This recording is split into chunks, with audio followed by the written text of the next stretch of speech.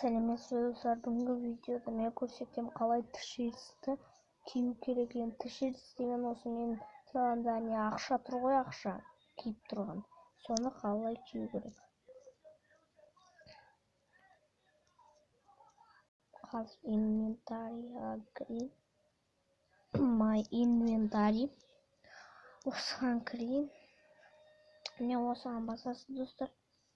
Соны тишертс деп тұрады ғой, міне ағылшын, міне осындай. Қарап алыңыздар, міне не менікі. Ар жақта да бар. Маған ошақтан ұнаған осы оған, міне.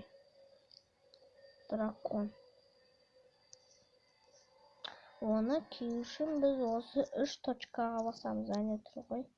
3 точка. Міне осыған. We are. W тұр ғой, әне W. Ең біріншісіне басамыз. We are. Соны тосамыз. Қазір. Болады. Қазір.